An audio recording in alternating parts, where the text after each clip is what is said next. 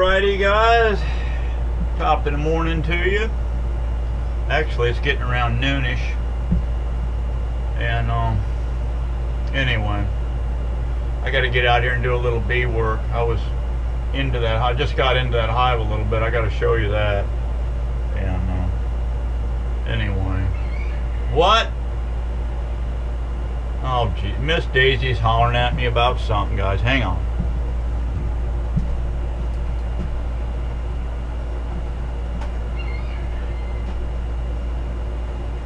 Yeah, okay.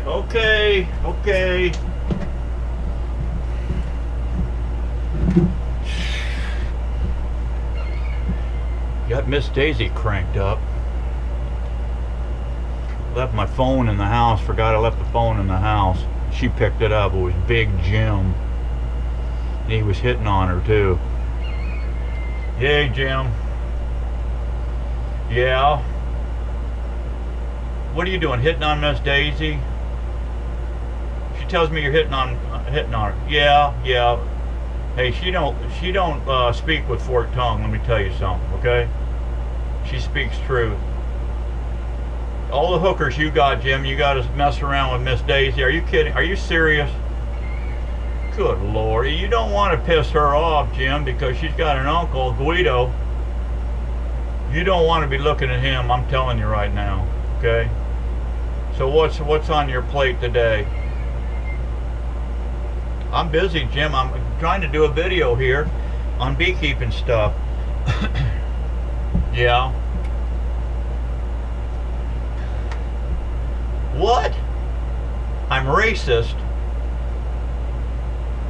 How all of a sudden, after all these cajillion years we worked together in the field, and all of a sudden now, umpteen years after we've retired, I'm racist?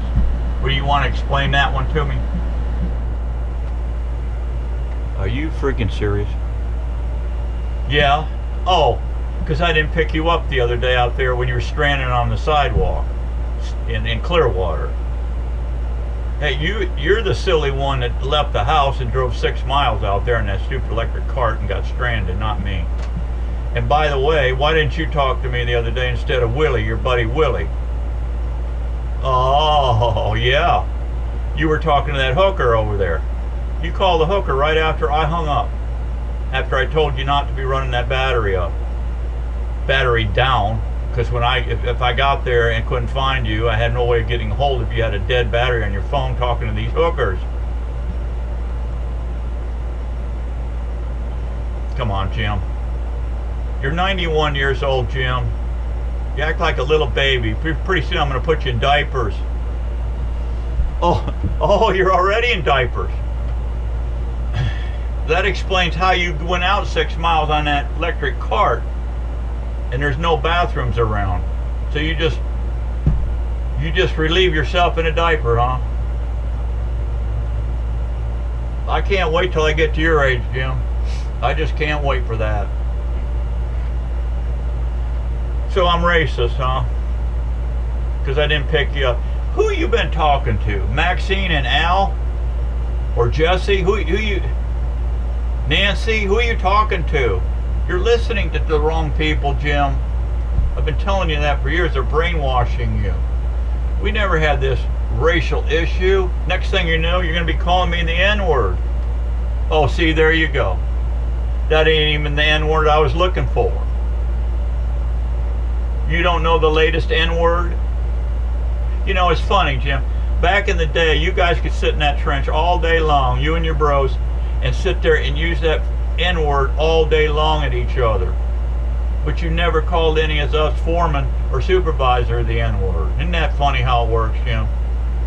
You guys called it all the time. And all of a sudden now, all of you are all got your panties in a knot if somebody says the N-word, but nobody does anymore. There's no racial divide.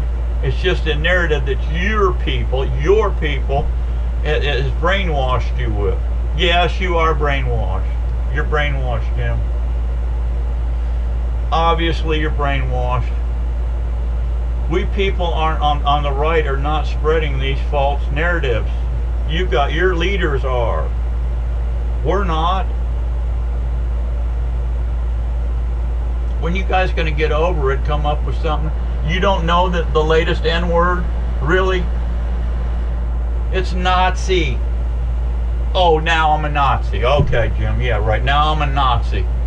My dad right now, Jim, is doing roller coaster flip-flops in his grave right now because he fought in World War II, killing those Nazis, killing truckloads of Nazis. And all of a sudden, here I am, your friend, and I'm a Nazi. He's spinning in his grave right now, Jim, with that word. I'm telling you right now. Say you're sorry. Say you're sorry. Okay, all right. Jesus criminy, Jim. We come in the world in diapers and we go out in diapers. Stop laughing, Jim. It's not funny. It's not funny. Now, what are you calling me for? To bust my chops and hit on Miss Daisy today? Is that your goal in life? What is it? I have better things to do. I got a whole bunch of beehives to work out here, Jim. I don't have time for these silly racial games that you guys are playing. You know something? That's another thing. Jim, you guys on the left are spending all this energy, wasting taxpayer money on silly nonsense, and you and I both know better for the simple fact you and I were in the construction trade for 1,000,000 years, and you know darn good and well we need to stop this wasteful money and start spending on good things. How about roads, bridges, and new sewer lines like you and I used to do, huh? How about some of that action? Are you starting to get the picture, Jim, here, what's going on with these people? Really? Are you starting to get it? I hope so. I hope so. All right, is that it? I gotta go. All right, call me tomorrow. All right, buddy. I still love you. See you. Bye. This is what I gotta deal with, guys, on a daily basis. Busting my chops. I guess at 91 years old, that's all you got to do is sit around and bust somebody's chops. Oh, God. Let's get in the field, guys. I feel my blood pressure going up. Let's get out in the field. Good morning, guys. Actually, it's getting close to noon. These dummies here, guys, finally figured out, duh, we don't have a queen in here. We better make some. So I found 4 cells. I harvested the cells for royal jelly, and I'm going to put this bar in right now. We'll put our grafting bar in here. Right now, this is set for going in the incubator, and then when I do this, this is set to go in the hive. Now I've created this, and now it goes right in here.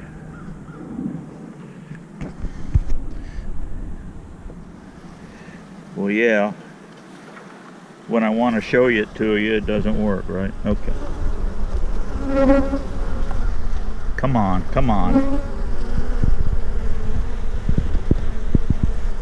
We're on live TV here. No screw ups, okay? All right, there it is. It's in. Got 15 cells. This frame has got to get moved up. It's got a little brood on it. It's got to get moved upstairs. Let's put this. Sorry for that. Are you dizzy yet? Yeah, let's put this back together. We'll come back here tomorrow and we'll put a graft in there. Just bear with me.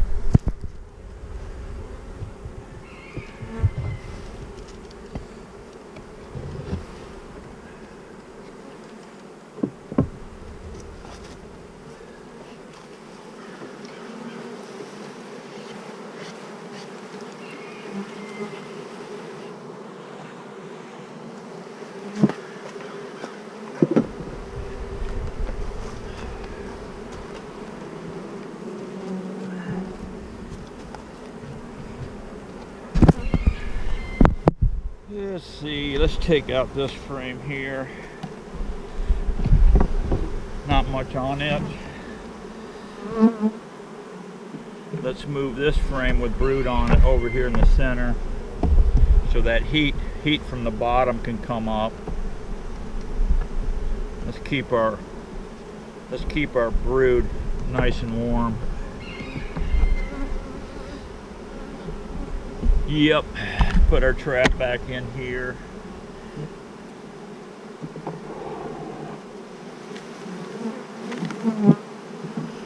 And let's seal her up. Got a little food here. Keep them fed. Keep your girls fed until your queen gets sealed up at least. We've got natural stuff coming in right now. It's springtime. Look at the blooms, guys. Look at the orange blossoms. Well, I'll tell you what, guys, that's a strong perfume. Back in the day when I worked a lot of this stuff over to the east, over on the Ridge 39 over here, it's an hour or so east of me. I worked that gig over there for quite a few years, and yeah. What do we got over here?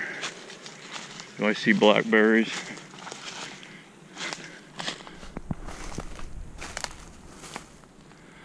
Yeah, blackberries are blooming. I like that. Yeah, there's a bunch of it back in there. Yeah, tomorrow morning we're going to open up these little guys here, and heck, let's do a graft if you want to, and get these guys going. I think I got enough resources to start packing up some more two-framers. I got a whole stack of two-framers over there. I'm going to have to get cranking on my I've got a pile of these things over here, and I need to do, I'm trying to kick the ball around. I've got 8 of these. I've got some out. There's one over there. They're mediums. And these things just keep coming back to haunt me for some reason. I got 1, 2, 4, 5, 6, 7. I got 8 of them. But 5s are the way to go, guys. I mean, you can make queens all day long in those mediums, but that's all this mix mash equipment. You guys get into this.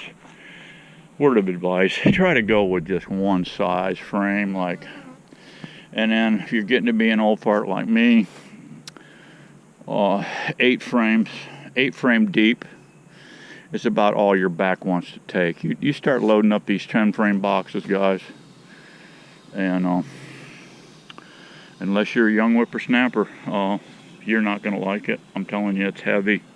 You're 90 pounds plus when you fill one of those big old deeps with honey, and you sit and hump those all day. No, you're gonna be an old man in a hurry, I'm telling you. That's why I don't hump honey anymore. I'm just downsized to just selling nukes. Honey is heavy, it is sticky, it is a mess.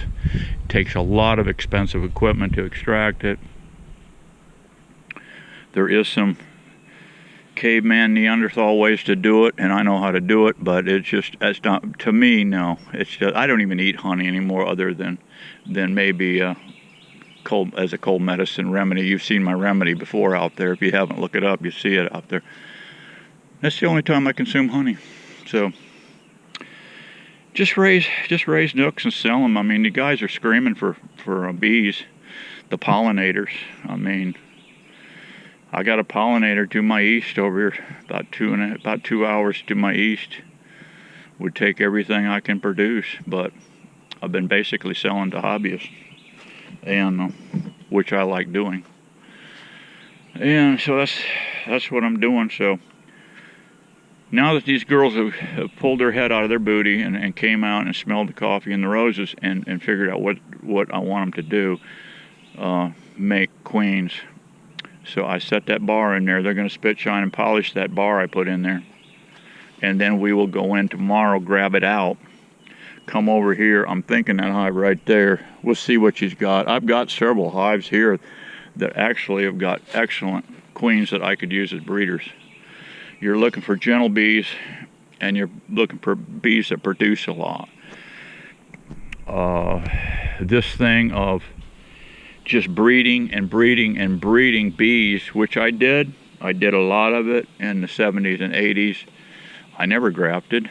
No, I don't think I ever bought a queen. I was just inbreeding using the same bees I had. Well, you just keep inbreeding and inbreeding, what you're going to end up with is some very vicious bees. Like I said, back in my day when I was a little bit tougher, it didn't matter. Put a full suit on and dive right on in and work them hot bees. But it's a fight. It's a fight, and it's hot, and you're in that full suit. It's much easier to work. See how I'm dressed today? Light t-shirt, just a lightweight veil on, nothing serious. These are the kind of bees I want, and this is the kind of bees my customers want. So think about that. If you don't care, if you're a pollinator, if you're living in Arizona, I know there are mean bees out there. There's plenty of mean bees in South Florida. Right about my area south, you get into some pretty nasty bees, okay? But the only thing you can do is keep breeding from good stock, gentle stock, and the only way you're going to do that is grafting. You don't want to graft, that's fine. Go ahead and just inbreed them and get your full monkey suit on, because you're going to need it. Otherwise, they will kill you, okay? Little tip from old Steve-O. You guys can play this game any way you want to play it, but... And they say the mean bees make more honey. No, it's not true. It's not true at all. Calm bees can make just as much honey as a mean hive.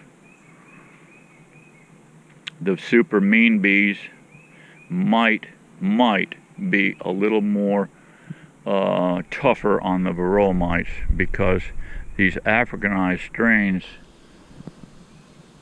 that we have a lot of in Florida, in Africa, that's where all this stuff came from, the African hive beetle and these varroa mites, I'm quite sure. But the Africanized bees have a little trick, because they're millions of years older than these Italians and stuff that we work with, and these hybrids that we work with. And what they do, they start shaking, violently shaking. When there is a varroa mite on their back sucking the blood out of them, they go into a shaking mode. And the other bees come over, what's your problem? Get this son of a off my back. And they go in there with their mandibles and they go crunch. Throw him out. That is how these Africanized have survived such long periods, because they have learned that trick. These bees that we have today don't know that. So we have to use oxalic acid and other tricks of the trade to keep those numbers down so they can survive. Because once they get a heavy overload of those things, the last thing to come in and kick their butt is the African hive beetle, and they'll come in and slime your hive. And that's an ooey gooey mess. Been there, done it, don't like it. So anyway, I will see you guys tomorrow, and we'll do a graft here. We'll open up these doors on all these hives, and we'll do a graft, and you can witness that little deal, and that should go good. And I'll see you tomorrow, good Lord willing, and the creek don't rise. See ya.